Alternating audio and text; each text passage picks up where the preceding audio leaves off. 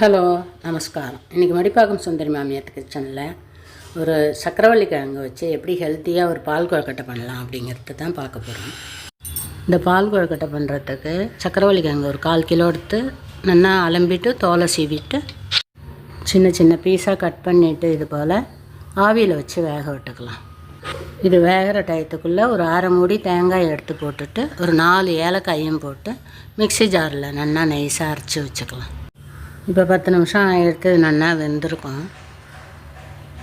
இது ஒரு ஸ்பூனில் எடுத்து கையால் அழுத்தி பார்த்தோம்னா வெந்ததா என்னங்கிறது தெரியும். நல்ல மாவாக மசிக்கிற பதத்துக்கு வேக விட்டு எடுத்துக்கணும்.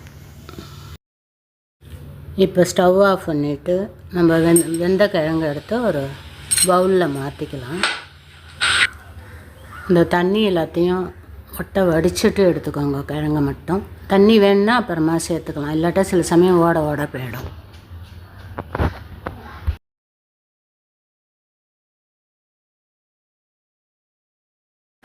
இப்போ இந்த சின்ன டம்ளரால் ஒரு 100 கிராம் இருக்கும், அதால் 1 டம்ளர் அளவுக்கு அரிசி மாவு சேர்த்துக்கிறேன்.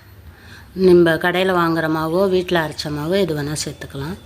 ஒரு 1/4 ஸ்பூன் அளவுக்கு உப்பு போட்டுட்டு நல்லா கையால் அழுத்தி பிசைஞ்சுக்கணும், கட்டி இல்லாமல்.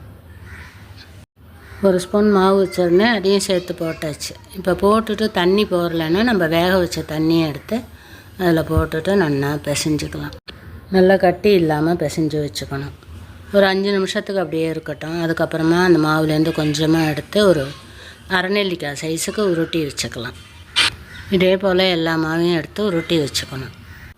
இது போல் நீட்ட வாக்கில் கூட உருட்டிக்கலாம், நம்ம சௌரியம்தான். இப்போ ஸ்டவ் ஆன் பண்ணிவிட்டு நம்ம கிழங்கு வேக வச்சு அதே வானலே நல்லா அலம்பிட்டு ஒரு 3 டம்ளர் அளவுக்கு தண்ணி விட்டுக்கலாம். நான் ஒரு 2.5 டம்ளர் தான் விட்டேன். எனக்கு அப்புறம் ரொம்ப கெட்டியாக இருந்த மாதிரி இருந்தது, அதனால் அப்புறமா கொஞ்சம் விட்டுருக்கேன். அதனால் 3 டம்ளர் தாராளமாக விட்டுக்கலாம். ஜலத்தை விட்டு நல்லா கொதிச்சதுக்கப்புறமா நம்ம உருட்டி வச்சுருக்கிற சக்கரவள்ளி கிழங்கு உருண்டை எல்லாத்தையும் எடுத்து அதில் போட்டுக்கலாம்.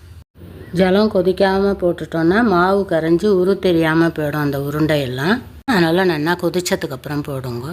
போட்டுட்டும் அடுத்த நிமிஷமே அதை கலரி விடாமல் ஒரு 2-3 நிமிஷத்துக்கு நல்லா வேகட்டும் அந்த உருண்டை. அதுக்கப்புறமா ஒரு ஸ்பூனை வச்சு பொறுமையாக கலரி விடுங்க.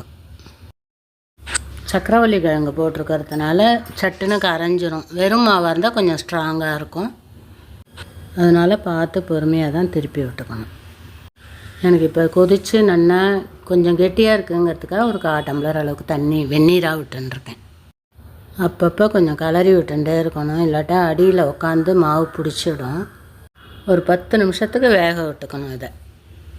இப்போ நல்லா வெந்ததுக்கப்புறமா நம்ம மாவு எடுத்த அதே டம்ளரில் நல்ல வெல்லத்தை நுணுக்கி போட்டுட்டு அமுக்கி அதே டம்ளரால் 1 டம்ளர் அளவுக்கு வெல்லம் எடுத்துட்டுருக்கேன். உங்களுக்கு வேணால் இன்னும் கொஞ்சம் கூட எடுத்துக்கோங்க.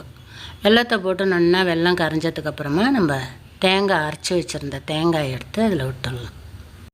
தேங்காய் பாலாக கூட பிழிஞ்சு விட்டுக்கிறதுனா விட்டுக்கலாம். ஆனால் இது போல் தேங்காயோடு விடுறதே அப்பப்போ வாயில் கடிப்படும், அது நல்ல டேஸ்ட்டாக இருக்கும். எங்களுக்கு இது மாதிரி இருந்தால் பிடிக்குங்கிறதுனால நான் அப்படி விட்டுருக்கேன்.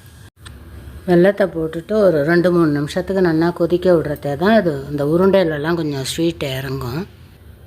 வெள்ளை வாசனை போனதுக்கப்புறமா ஸ்டவ் ஆஃப் பண்ணிவிட்டு 1 ஸ்பூன் அளவுக்கு நெய் எடுத்து அதில் போட்டு நல்லா கலந்துடலாம்.